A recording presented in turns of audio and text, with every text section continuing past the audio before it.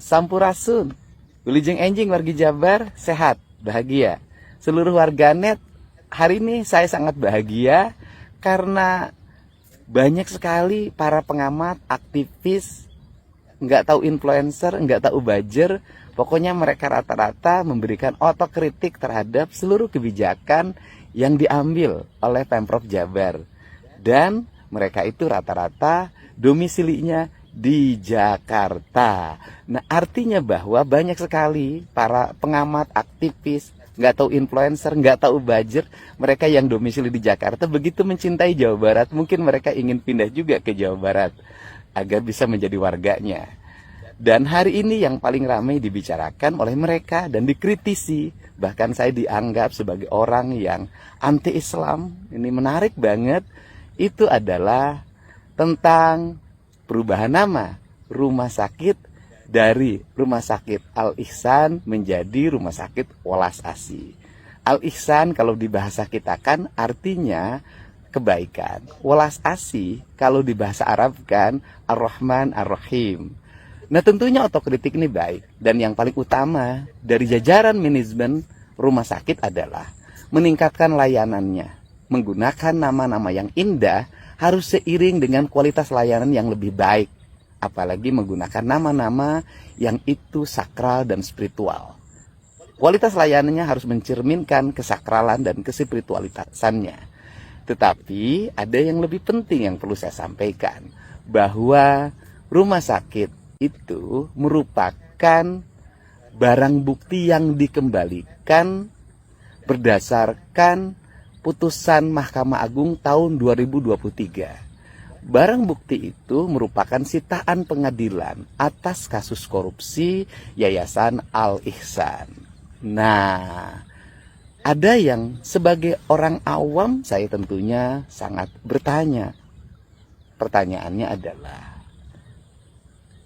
kenapa saat nama Al-Ihsan yang sangat sakral itu digunakan sebagai nama untuk melakukan tindak pidana korupsi, lantas para aktivis atau orang-orang yang sangat mencintai agama itu kok diam saja waktu itu ya? Assalamualaikum warahmatullahi wabarakatuh. Kembali lagi bareng kanal King Cepi, dan di kesempatan kali ini kita masih akan membahas seputaran huru hara soal pergantian nama rumah sakit dari Al-Ihsan menjadi Rumah Sakit Welas Asih.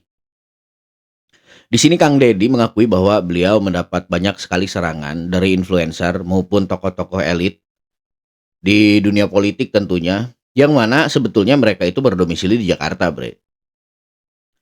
Dengan adanya hal ini kan berarti menandakan sekali bahwa banyak orang yang ketakutan gitu. Kalau suatu saat Kang Deddy Mulyadi bakal benar-benar bisa nembus ke RI 1. Karena apa? Setelah apa yang sudah terjadi selama ini di Jawa Barat tentang kritikan-kritikan yang datang kepada Kang Deddy Mulyadi, ternyata skalanya sudah bukan Jawa Barat lagi. Skalanya sudah nasional gitu, bahkan sudah multinasional. Seperti yang kita tahu ya, beberapa waktu lalu media Singapura juga sempat mengkritik kebijakan-kebijakan Kang Deddy Mulyadi gitu. Padahal apa hubungannya Singapura dengan negara kita gitu. Khususnya Provinsi Jawa Barat lah gitu. Karena oke lah gitu kalau memang Singapura itu mengkritiknya langsung ke presiden gitu. Itu kan artinya ada persaingan politik antar negara ya. Kalau Kang Deddy Mulyadi ini kan hanya sekelas pejabat daerah gitu. Ya Singapura sebenarnya kurang objektif aja gitu kalau harus memang mengkritik Kang Deddy Mulyadi.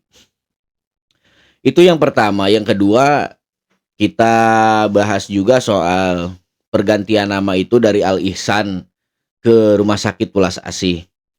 Kang Deddy di sini merasa bahwa kalau namanya Al-Ihsan itu terlalu sakral gitu untuk sebuah rumah sakit yang pernah dijadikan lahan korupsi bagi para koruptor gitu. Bahkan Rumah Sakit Al-Ihsan ini ya merupakan salah satu yayasan rumah sakit, yayasan kesehatan yang sempat disita oleh pemerintah di tahun 2023, dan mungkin saat ini sudah dikembalikan lagi ke pemerintah daerah khususnya Provinsi Jawa Barat untuk dikelola kembali. Nah, tercetuslah mungkin di pikiran Kang Deddy bahwa sejarah kelam rumah sakit tersebut itu harus dihapus gitu. Agar supaya citranya itu dilahirkan kembali sebagai citra sebuah rumah sakit yang memang terbentuk untuk melayani kepentingan rakyat, untuk melayani dan juga menjadikan rakyat sebagai pemilik lah gitu, rumah sakit itu. Sebetulnya mulia, Bre. Sebetulnya mulia ya tujuan Kang Deddy Mulyadi ini. Tapi ya kembali lagi, orang-orang yang merasa banyak dirugikan oleh manuver politiknya Kang Deddy pasti tidak akan pernah tinggal diam. Dan apa kerugian yang mereka tanggung? Terutama di bidang elektabilitas. Kang Deddy elektabilitasnya terus meroket kian hari, kian bertambah. Nah, itu yang menjadi salah satu titik kekhawatiran bagi musuh-musuh politiknya Kang Deddy, terutama yang selama ini nyaman terus-terusan untuk berkorupsi, bebas tanpa halangan, tanpa kendala. Saat ini mereka sudah nggak bisa bermanuver sehebat dulu gitu ketika Kang Deddy belum menjabat sebagai Gubernur Jawa Barat.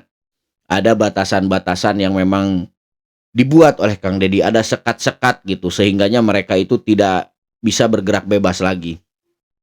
Pemimpin seperti ini seharusnya yang harus kita surung, yang harus terus kita jaga, dan juga ini merupakan amanah bagi kita rakyat Indonesia agar supaya kita juga memberi andil gitu kepada negara ini. Salah satunya ya dengan terus mengawal Kang Deddy Mulyadi, terus memberitakan Kang Deddy Mulyadi dengan kebaikan-kebaikannya gitu. Terus juga kita harus selalu aktif gitu di sosial media agar supaya kita nggak kecolongan oleh buzzer-buzzer bayaran gitu. Karena ya sekali lagi gue ingetin ya, buzzer itu bisa merubah algoritma sosial media gitu sesuai apa yang mereka inginkan.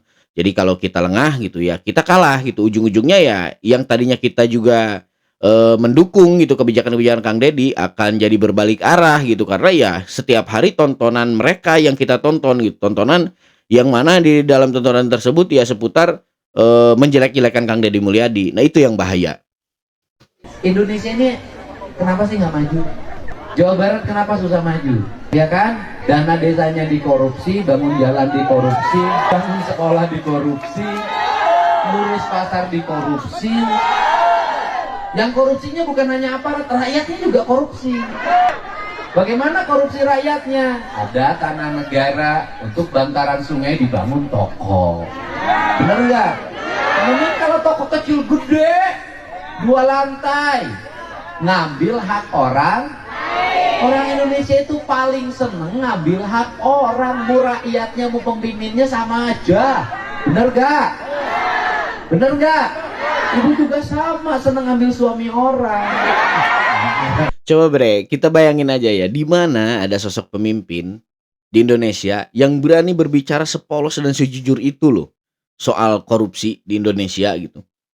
Padahal ya yang selama ini terjadi kan para pejabat itu cenderung menutup-nutupi gitu, menutup-nutupi kebobrokan negara kita akibat korupsi selama ini. Ya buktinya sampai hari ini mungkin gua baru lihat Kang Deddy yang berani berbicara lantang dan dengan jujur gitu. Kenapa gue bilang jujur? Karena apa? Yang dikatakan Kang Deddy itu kan relate gitu dengan apa yang kita ketahui, dengan apa yang kita lihat selama ini sehari-hari, baik dari tingkat desa sampai tingkat kecamatan, kabupaten dan provinsi gitu kan. Bahkan kita masyarakat semua sebenarnya sudah menyaksikan gitu perilaku-perilaku koruptif yang dilakukan selama ini oleh aparat pemerintahan, baik dari tingkat paling dasar sampai tingkat elit lah, sampai tingkat yang di atas gitu. Jadi apa yang dikatakan Kang Deddy ini seolah-olah Kang Deddy merasa bahwa ya dirinya memang sudah tidak perlu korupsi gitu kan. Jadi Kang Deddy itu menggambarkan dan juga memberi contoh kepada para elit, para tokoh-tokoh politik nasional gitu, bahwasannya ya seorang pemimpin itu harus lugas dan berani berkata jujur, sejujur-jujurnya. Makanya di sini gua ngasih predikat lah Kang Deddy Mulyadi ini sebagai pemimpin bapak anti korupsi di Indonesia.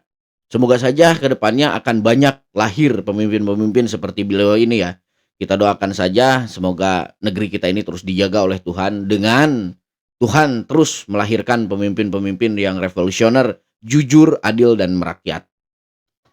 Tapi kalau suaminya diambil marah-marah. Dari itu, saya mengucapkan terima kasih yang sedalam-dalamnya kepada seluruh jajaran yang ada di sini, dan harapannya ketika kami ini bisa jadi berkat untuk bangsa, untuk negeri, dan juga generasi di masa depan. Terima kasih. Ya, terima kasih, Pak. Ini nggak Pak KDM nangis ya di situ ya? Mohon Bapak. Itu yang jadi viral. Siap. Ya kan? Pak Kredit untungnya nggak ikut nangis gitu. Jadi semua orang tahu. Yang kedua, yang di Bogor itu telah groundbreaking-nya dilakukan oleh Menteri Pariwisata dan Gubernur Jawa Barat Pak Ridwan Kamil. Ya. Yang lalu periode 2018-2020. Kok sensi banget Pak Rahmat terkait dengan haircut? Bukannya PKB Pak dukung Pak haircut dulu? Oh, dukung, makanya sensi. Izin Pak Wakil. Oke. Jadi bahasanya Ono Surono yang menggambarkan ketika Kang Deddy nangis melihat sebuah kejadian yang memang menurut Kang Deddy itu miris ya, yang menimpa rakyat gitu. Bahasa Kang Ono ini seolah-olah pure gitu, berbalut sarkasme. Kenapa? Di sini gua coba sampein ya kepada khalayak banyak ya. Semoga saja nyampai kepada Ono Surono. Kenapa Kang Deddy nangis gitu ketika melihat penderitaan rakyat? Karena Kang Deddy Mulyadi itu memimpin dengan rasa. Mungkin Kang Ono Surono tidak pernah tuh gitu kan merasakan penderitaan rakyat gitu. Walaupun sekalipun saat ini dia sering turun ke masyarakat gitu. Tapi ya rasa itu nggak pernah nyampe gitu ke kita sebagai masyarakat. Beda ketika kita ngelihat Kang Deddy Mulyadi ketika dia temu dengan masyarakat, cara dia bercanda dengan masyarakat, bercengkrama dengan rakyat kecil gitu, dengan rakyat jelata, itu nyampe banget rasanya. Makanya nggak jarang Kang Deddy setiap kunjungan ke masyarakat, Kang Deddy nangis gitu, lihat apa yang terjadi di bawah gitu, lihat penderitaan rakyat yang sudah berpuluh-puluh tahun gitu nggak ada yang melihara gitu rakyat kita ini. Sudah berpuluh-puluh tahun juga nggak ada yang peduli, nggak ada yang benar-benar ngurus rakyat. Semua bekerja demi kepentingan pribadi dan golongannya. Ketika Kang Deddy bekerja, menyentuh langsung lapisan masyarakat yang paling bawah, dia mengeluarkan air mata, itu kan semata-mata karena memang dia memimpin dengan rasa. Bukan ambisi kekuasaan, bukan ambisi kepentingan politik ataupun kepentingan pribadi ataupun golongannya. Itu justru yang selama ini rakyat acungi jempol kepada Kang Deddy Mulyadi. Tapi menjadi miring cara pandangnya ketika ini masuk ke ranah elit-elit politik. Karena apa? Ya sekali lagi ini soal persaingan. Ini menyangkut kepentingan-kepentingan politik yang memang selama ini juga ya pergulatannya seperti itu gitu, di atas itu gitu. Nggak pernah beres, semuanya mau jadi yang utama, semuanya mau jadi the one man show gitu. Padahal ya mereka itu kerjanya enggak gitu. Tapi mereka pengen terpandang. Ya balik lagi lah gitu. Ini semua sudah berpuluh-puluh tahun terjadi, rakyat sudah terbiasa, dan saat ini rakyat sedang dimanjakan oleh sosok pemimpin yang revolusioner yang memang memimpin Indonesia dengan rasa, dengan cinta. Kita sangat menghormati seluruh pendapat dan juga opini dari semua masyarakat dan juga pikiran dari kita. Dan sejatinya saya sesungguhnya sangat sevisi dengan Bapak Gubernur. Oke, cukup ya, nanti bisa disampaikan nanti Pak. Ketika ada salah satu anggota rapat yang berkata bahwa dia satu visi dengan gubernur, langsung dibilang cukup oleh Ono Surono, karena dia nggak mau nih dengar kebaikan-kebaikan yang sudah dilakukan oleh Kang Deddy. Dia nggak mau dengar programnya Kang Deddy itu memang benar-benar berjalan, benar-benar memberantas permasalahan sampai ke akar rumput gitu. Makanya langsung di stop. Ya dia bebas lah, dia pimpinan rapat kan gitu. Nah ini kan perilaku-perilaku julid. Ingat nggak? Beberapa tahun ke belakang pernah ada nih rapat paripurna di tingkat pusat yang mana ada salah satu fraksi dari salah satu partai yang mikrofonnya dimatiin. Mungkin kalian ingat, gua nggak mau nyebut nama ya, cuman ya inilah yang sering dilakukan oleh golongan mereka. Terima kasih Pak. Assalamualaikum warahmatullahi wabarakatuh. Selanjutnya dari mana? Dari Bobo Kevin? Nah, ini yang viral juga nih, masuk ke YouTube-nya Pak KDM ini. Ada Pak Menteri juga waktu itu ya. Silakan Pak, perkenalkan nama. Bismillahirrahmanirrahim. Assalamualaikum warahmatullahi wabarakatuh. Sampurasun. Aku mohon Pak Wakil Ketua DPRD dan para pimpinan lain, Pak Wono. Sambil nunggu selanjutnya, saya perkenalkan dari Bobo Box. Jadi Bobo Kevin Gunung Mas itu adalah salah satu cabang dari Bobo Box, Pak. Bobo itu produk asli Bandung, Pak, asli Jawa Barat, USA, Pak. Kurang sudah asli. Salam untuk para bajer dimanapun berada. Tetap semangat, sebanyak-banyaknya bikin konten negatif tentang saya, agar bapak dan ibu bisa ngebul dapurnya. Itu ya sedikit tapi cukup menyentil ya. Para buzzer-buzzer politik yang selama ini dibayar buat nyerang Kang Deddy Mulyadi. Semoga ya kalian semua tersadarkan dan teringatkan gitu bahwa ya sekali lagi gitu, seperti kata ulama bahwa hidup ini hanya sekali gitu. Kalau kita menolak kebenaran gitu, maka ya kita bakal jadi korban dari kemunafikan dan kebusukan yang kita buat sendiri pada akhirnya gitu. Jangan salah loh, kita ngelakuin kemunafikan, kemungkaran itu ya pada akhirnya ya kemungkaran itulah yang bakal membunuh kita sendiri gitu. Kebaikan meskipun tidak berbuat apa-apa, tapi hukum tabur tuai itu nyata ya, hukum karma itu ada lah gitu. Kita ini orang beragama, kita pasti tahu dan pasti percaya gitu bahwa hukum tabur tuai itu ya benar-benar nyata. Kan orang bilang sama yang Kristen kafir, ya kan, sama orang kayak saya musyrik, ya kan, hanya gara-gara nabur bunga ke kereta, ya kan, terus ada kereta hormat begini, rasa hormat, itu sama dengan begini Pak, sama dengan ada bendera dihormat, karena itu pusaka, pusaka itu kalau upacara militernya ada bendera merah putih kan tiap hari dihormat, begini, hormat musyrik nggak? Terus kita ke kuburannya dibungain musyrik nggak? Atau di kasur Pak lagi pengantenan, kasurnya dibungain musyrik nggak Pak? Nah, jadi di sini Kang Deddy Mulyadi mencoba menjelaskan analogi dan juga idiomnya, baik yang baru maupun yang lama ya, soal penyerangan terhadap dirinya. Kang Deddy menjelaskan soal analogi dia menabur bunga di sebuah kereta kencana gitu kan, terus memberikan hormat kepada kereta kencana karena ya Kang Deddy itu menganggap bahwa kereta tersebut pusaka. Bukan berarti Kang Deddy mengimani bahwa di dalam kereta tersebut ada kekuatan yang besar yang sekelas Tuhan gitu. Bukan. Sama seperti kita menghormat kepada bendera Sangsaka merah putih gitu. Itu loh. Jadi inti yang terkandungnya itu yaitu gitu, bukan berarti Kang Deddy musyrik dan menyembah kereta kencana, bukan gitu, dan juga bukan Kang Deddy itu orang yang tidak menganut agama Islam ya. Kang Deddy jelas keislamannya gitu, bahkan ya seperti yang kita tahu puasa Senin Kemisnya aja jauh gitu sama kita, bahkan mungkin sama pejabat-pejabat yang selama ini berlindung di balik agama gitu, yang mengatasnamakan bahwa mereka itu dari golongan yang agamis. Ya perkara keimanan dan juga ibadah itu sebenarnya sebisa mungkin kan harus dirahasiakan gitu. Hanya antara kita dengan Tuhan yang tahu saja gitu. Bukan harus digembor-gemborkan demi tunggangan politik gitu. Agama itu jangan dijadikan tunggangan politik. Jangan jadikan agama sebagai jalan pelicin agar kalian sukses di dunia politik. Itu yang salah kaprah sebetulnya. Yang selama ini kita juga paham dan kita tahu banyak sekali oknum-oknum pejabat yang menjadikan agama sebagai media menaikkan elektabilitas untuk mencapai hasrat politiknya. Nah ini yang coba Kang Deddy jelaskan. Dan gua sekali lagi ngingetin di video gua yang 2 hari ke belakang, gua sempat ngingetin kepada netizen bahwa kelak gitu, suatu saat, beberapa bulan ataupun beberapa tahun lagi, Kang Deddy ini bakal santer diserang soal isu agama bro.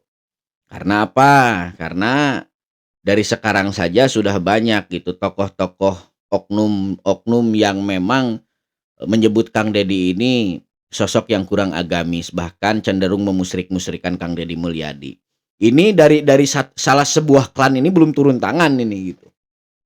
Karena apa? Gue yakin suatu saat klan tersebut bakal turun tangan seperti di periode yang sudah-sudah di seluruh lapisan kepala daerah gitu, baik di DKI maupun mungkin sekarang mereka bakal turun ke Jawa Barat karena elektabilitas pemerintahan Jawa Barat saat ini sedang berada di puncak klasemennya gitu. Pasti mereka bakal turun dan menyerang Kang Deddy Mulyadi. Buktinya klan tersebut pun sempat menyerang Kang Deddy Mulyadi ketika Kang Deddy Mulyadi menjadi bupati gitu, waktu itu.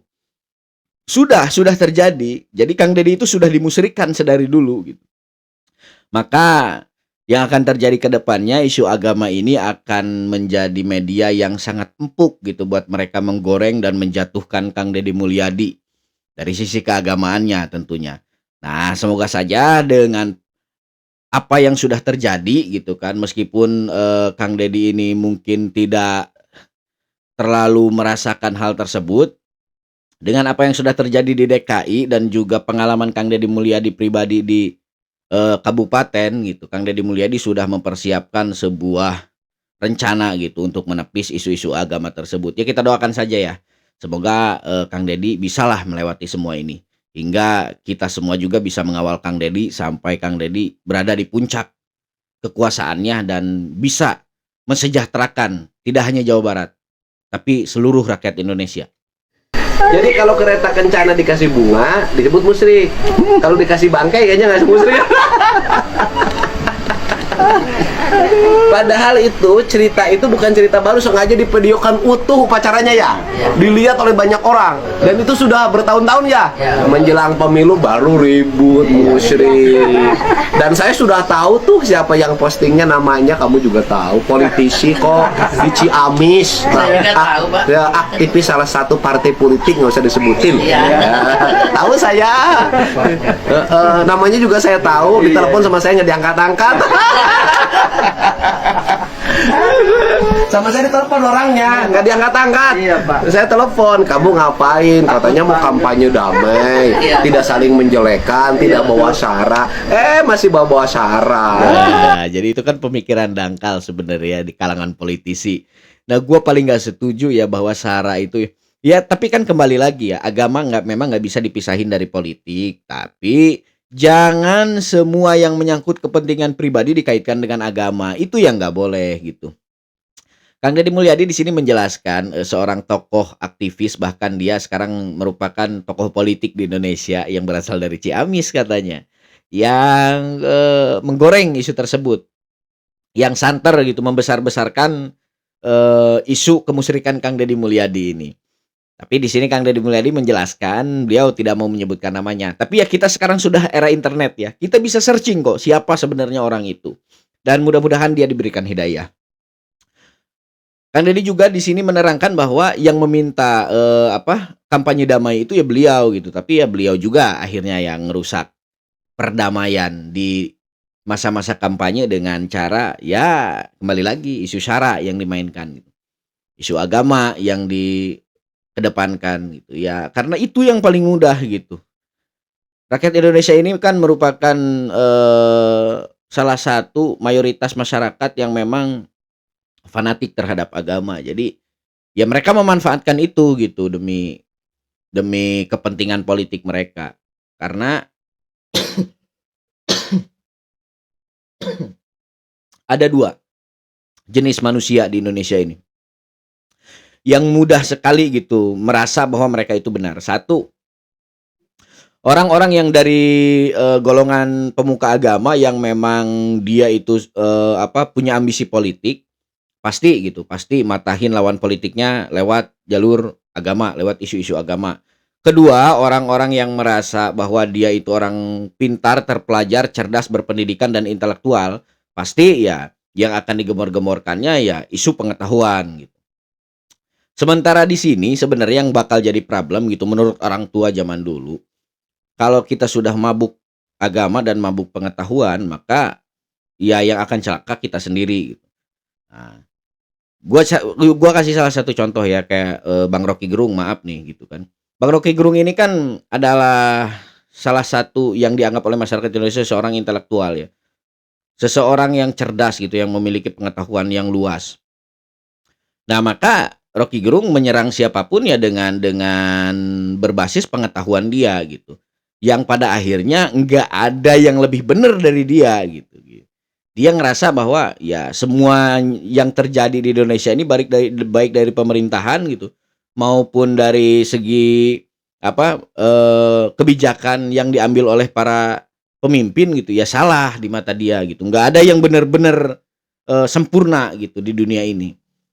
Mungkin berikut Kang Deddy juga adalah kekurangannya, tapi kan dibanding yang lain jauh banget gitu, jauh banget. Kang Deddy setidaknya mau menyentuh masyarakat, mau terjun langsung ke masyarakat dan mendengarkan sebesar-besarnya aspirasi masyarakat. Kalau takut kalah jangan bertanding. Ya kan? Betul, Pak. Gitu. Kalau takut kalah jangan bertanding, dan bertanding itu di lapangan. Iya, betul, Pak. Jangan yang bertanding itu kita pemain. Iya. Penonton jangan ya kan? Penonton jangan ikut-ikutan. Nonton aja dengan baik. Karena gini loh, Pak. Orang yang beragama itu hatinya harus lurus gitu.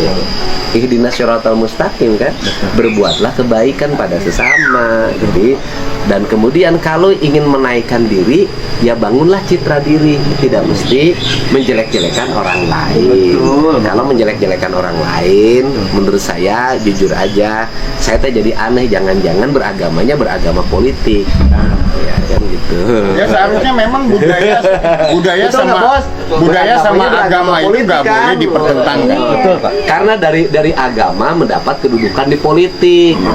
Itu padahal kedudukan di politik jangan didapat dari isu agama. Jadi ini real ya sebenarnya apa yang dikatakan oleh Kang Deddy Mulyadi dan orang-orang yang sedang berdiskusi dengan Kang Deddy Mulyadi ini tadi kan.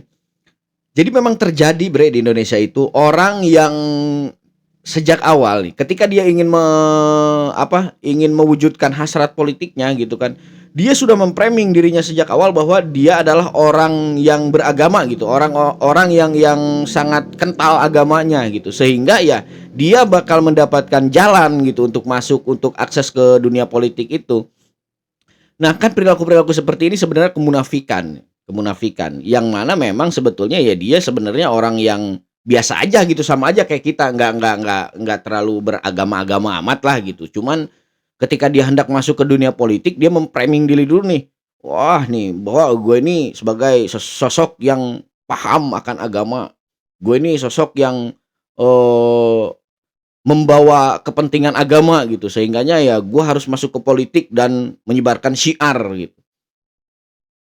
Nah, itulah sebenarnya yang menjadi permasalahan selama ini di Indonesia. Semoga saja ke depannya tidak terjadi lagi ya politik adu domba yang mengatasnamakan SARA yang sebenarnya gitu tidak akan pernah ada benernya selagi oknum-oknum dan pelaku-pelakunya itu masih berkeliaran di seputar lingkaran politik.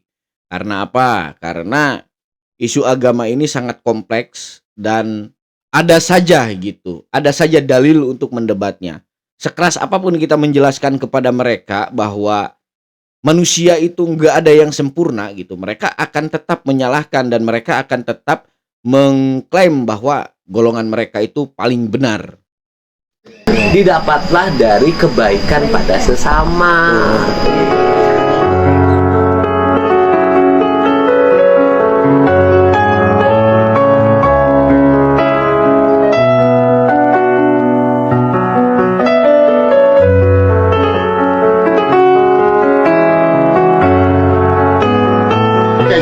Bongkar-bongkaran. Deddy Mulyadi curigai anggaran Jalan Garut disalahgunakan. Gubernur Jawa Barat Deddy Mulyadi kembali menjadi sorotan publik usai menyampaikan kritik tajam terhadap pengelolaan anggaran daerah, khususnya terkait kondisi infrastruktur jalan di Kabupaten Garut. Dalam acara peluncuran programnya Kaindung yang digelar di Gedung Pendopo Kabupaten Garut pada Selasa, 1 Juli 2025. Deddy menyoroti ketimpangan antara besarnya dana yang dimiliki daerah dengan kondisi real di lapangan yang masih jauh dari harapan. Acara yang turut dihadiri oleh Bupati Garut, Abdusy Syakur Amin, dan Wakil Bupati yang juga calon menantu Deddy, Putri Karlina, menjadi panggung bagi sang gubernur untuk menegaskan komitmennya dalam mendorong transparansi anggaran. Dalam pidatonya, Dedi menyinggung banyaknya keluhan masyarakat terkait jalan rusak di berbagai wilayah Jawa Barat yang sering viral di media sosial. Sukabumi, Cianjur, dan Garut disebut sebagai daerah yang paling sering menjadi sorotan publik karena buruknya infrastruktur jalan. Dalam konteks ini, Dedi menyatakan bahwa pemerintah provinsi akan membuka dokumen anggaran pendapatan dan belanja daerah dalam kurung APBD dari seluruh kabupaten dan kota di Jawa Barat. Langkah ini akan dilakukan secara terbuka melalui kanal YouTube pribadi miliknya sebagai bentuk akuntabilitas kepada masyarakat. Ia menilai bahwa penyusunan anggaran daerah kerap kali tidak berorientasi pada kebutuhan rakyat, melainkan didasarkan pada kepentingan sempit yang tidak berdampak nyata terhadap kesejahteraan warga. Pada momen yang sama, Dedi secara terbuka menanyakan kepada Bupati Garut mengenai besaran APBD kabupaten tersebut. Jawaban yang menyebut angka 4,9 triliun rupiah langsung menjadi sorotan. Dengan anggaran sebesar itu, Dedi menilai bahwa seharusnya alokasi dana untuk perbaikan infrastruktur jalan bisa mencapai 500 miliar rupiah. Jika alokasi tersebut tidak terpenuhi, maka ada indikasi ketidakefisienan atau bahkan hal-hal yang disembunyikan dalam penyusunan anggaran. Sebagai perbandingan, Dedi menyebutkan bahwa Kabupaten Subang yang memiliki APBD sebesar 3,2 triliun rupiah mampu mengalokasikan 400 miliar rupiah untuk perbaikan jalan. Begitu pula dengan Kabupaten Purwakarta yang dengan APBD 2,7 triliun rupiah mampu menyisihkan 300 miliar rupiah untuk sektor yang sama. Perbandingan ini menunjukkan bahwa persoalan jalan rusak bukan semata-mata karena keterbatasan anggaran, tetapi lebih pada kemauan dan kemampuan pemerintah daerah dalam mengelola keuangan secara efisien. Nah, sebenarnya lebih kepada penyelewengannya ya gitu.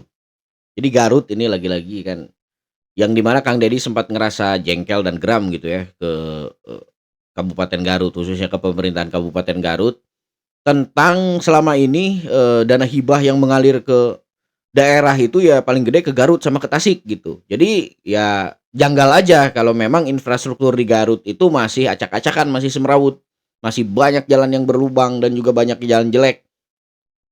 Bahkan kan sekarang masyarakat Garut ini sudah mulai banyak gitu yang mengkontenkan jalan-jalan jelek yang mana konten tersebut akhirnya nyampe juga ke Kang Deddy Mulyadi. Jadi ya sekarang pemerintahan Kabupaten Garut ditegor oleh Kang Deddy Mulyadi. Dan Kang Deddy Mulyadi juga memiliki indikasi bahwa terjadinya penggelapan dana gitu, terjadinya kasus korupsi di pemerintahan Kabupaten Garut dengan APBD yang cukup besar gitu dan juga dana hibah yang ngalir jor-joran ke Kabupaten Garut gitu. Tidak seharusnya Kabupaten Garut masih terkesan tertinggal gitu kan dari segi infrastrukturnya.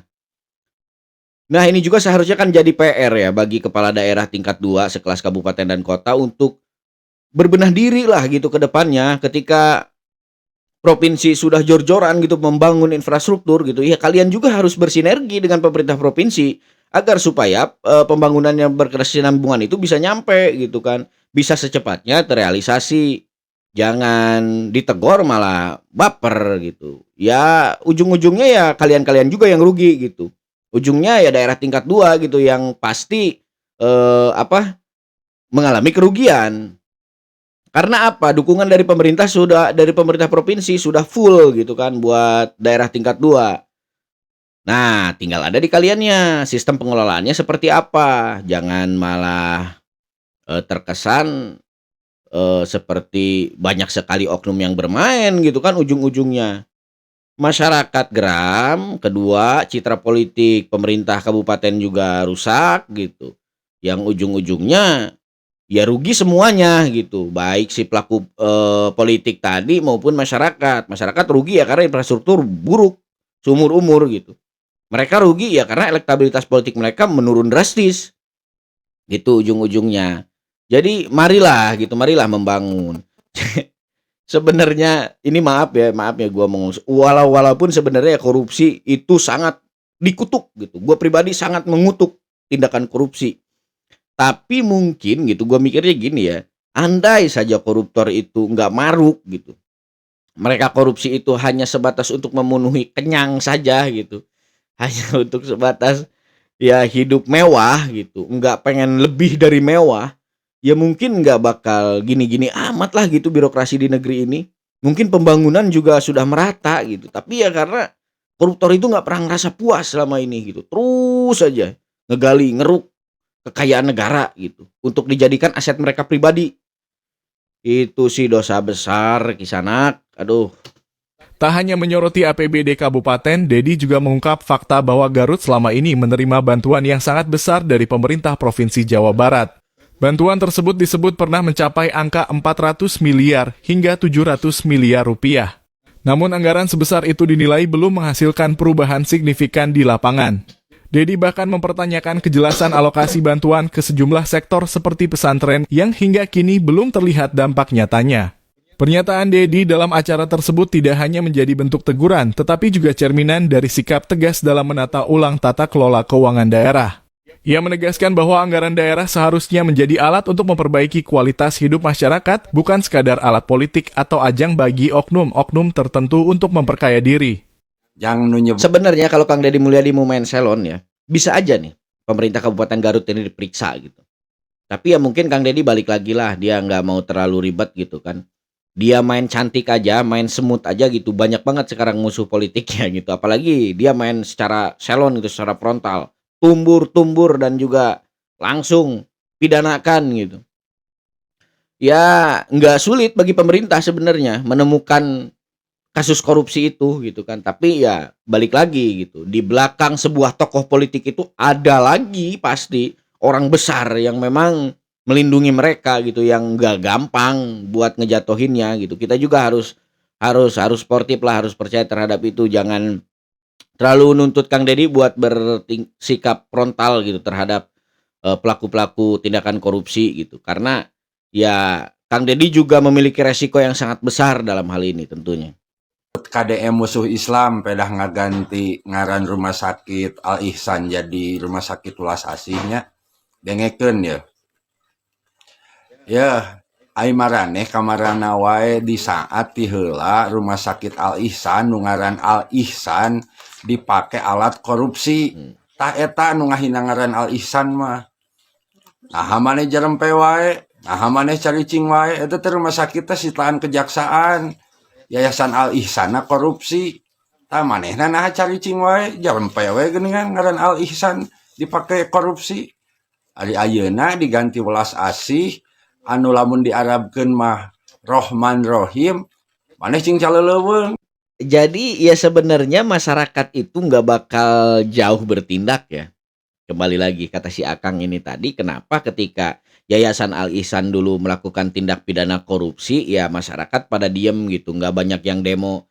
Bahkan sekarang ini kan yang nyerang juga kata Kang Deddy di awal video tadi, influencer-influencer yang berasal dari luar Jawa Barat. Karena gini loh, dulu gitu waktu terjadi kasus korupsi itu nggak ada oknum yang mempolitisasi kasus tersebut gitu. Sementara saat ini pergantian nama dipolitisasi gitu. Jadi adalah segelintir oknum yang memang membayar buzzer, membayar massa buat naikin nih, nge-up berita ini gitu, agar supaya Kang Deddy ini buruklah citranya, agar supaya Kang Deddy ini terkesan salah satu gubernur yang anti Islam gitu. Udahlah gitu, kita masyarakat udah paham, udah nyaho. Dari dulu juga kelakuan para politisi-politisi gadungan itu ya seperti itu gitu.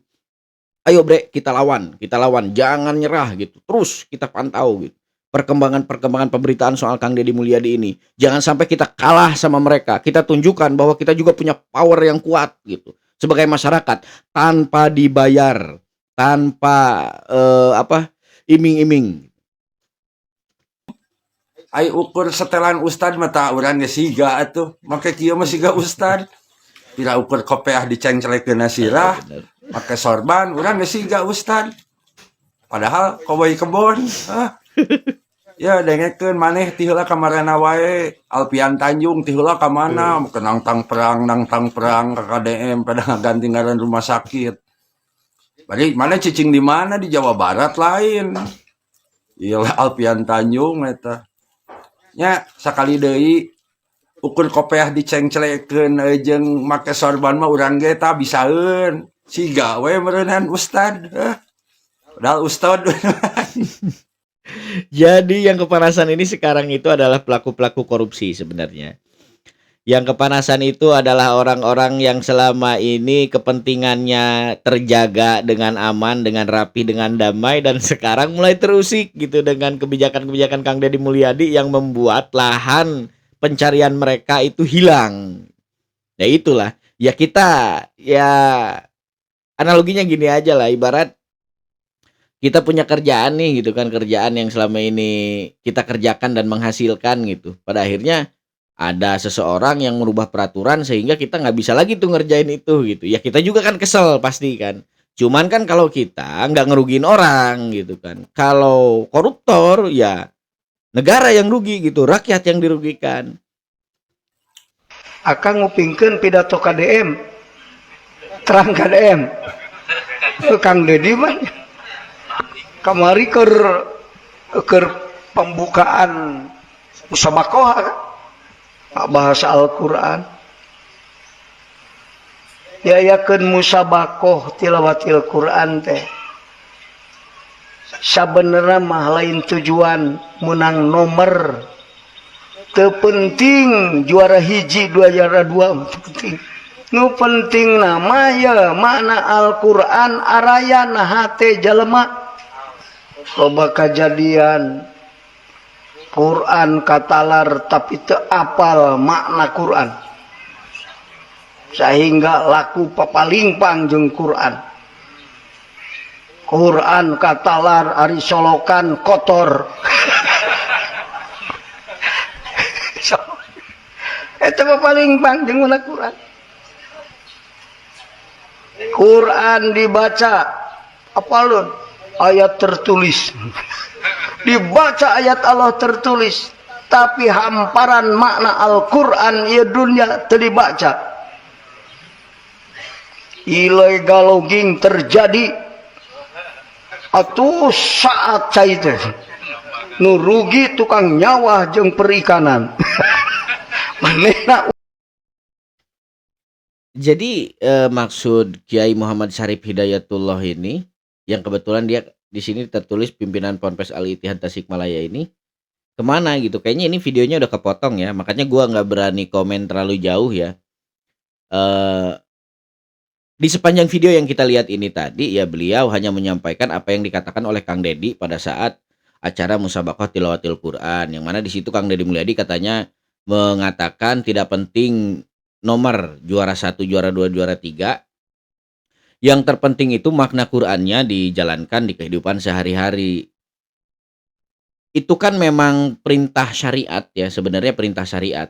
Memang seperti itu mengharuskan gitu bahwa kita ini ya harus hidup berlandaskan Al-Qur'an. Jadi Al-Qur'an itu bukan hanya menjadi sebuah bacaan bagi kita gitu, yang mana kita sudah merasa paling suci karena kita bisa membaca Al-Qur'an dan kita sering membaca Al-Qur'an. Tapi pada hakikatnya Al-Qur'an tidak diterapkan di kehidupan sehari-hari, yaitu memang amanat syariat lah, memang syariat mengharuskan seperti itu perintah gitu. Kayak pembalakan hutan, illegal logging yang menyebabkan kekeringan gitu di mana-mana. Ya itu benar gitu, benar karena banyak masyarakat yang tersengsarakan gitu gara-gara illegal logging, yang mana hanya segelintir orang yang punya manfaatnya, hanya segelintir orang yang memiliki keuntungannya. Jadi kan nggak ada yang salah ya sebenarnya ya, cuman ya ini videonya terpotong kayaknya cuman setengah. Gua nggak tahu kelanjutannya, nanti kita coba cari dan kita bahas di video selanjutnya. Gua nggak berani komen terlalu banyak karena ini menyangkut syara gitu. Gua juga takut diserang gitu oleh banyak orang, apalagi ya isu agama ini kan sensitif banget ya. Tapi semoga apapun yang terjadi tidak terjadi gesekan apa-apa gitu antara Kang Dedi Mulyadi dengan para tokoh ulama di Kabupaten Tasikmalaya, yang mana ya kita tahu selama ini Tasikmalaya menerima banyak manfaat gitu dari pemerintah provinsi lewat kucuran dana hibahnya. Ya bahkan Kang Dedi Mulyadi mengatakan bahwa Tasikmalaya menerima dana hibah paling besar gitu bersama Kabupaten Garut, yang sekarang mulai diatur administrasinya, mulai ditertibkan gitu. Nggak sedikit juga ya ulama-ulama Tasikmalaya yang memang selama ini punya akses politik yang merasa kepentingan mereka juga terganggu. Tapi semoga aja Kiai Muhammad Syarif Hidayatullah ini bukan salah satu yang termasuk di dalam golongan-golongan itu. Nah, Bre, sampai di sini dulu video kali ini dari gua. Semoga ada hikmah yang bisa kita ambil, ada hal baik yang bisa kita ingat dan kita terapkan di kehidupan kita. Kedepannya semoga kita hidup lebih baik lagi. Saya doakan juga semoga kalian semua mulus rahayu, berkah, selamat Teu kurangan sandang pangan jeung papan seperti yang Kang Deddy bilang gitu di pidato-pidatonya. Gue minta maaf kalau ada salah kata dan ada kalimat yang kurang mengenakan gitu di hati kalian, karena kan penonton gue juga nggak semua yang pro terhadap Kang Deddy Mulyadi, bahkan ada yang benci gitu kan. Ada yang pro, ada yang benci, ada yang biasa-biasa aja, pro enggak gitu, benci enggak gitu, hanya sekedar jadi pengamat gitu kan. Ya gue berterima kasih kepada kalian semua karena kalian sudah menonton video-video di channel gue sampai hari ini. Baik, gue Kecing Cepi pamit undur diri, sampai jumpa di video-video selanjutnya. Jangan lupa like, comment, and subscribe, and assalamualaikum warahmatullahi wabarakatuh.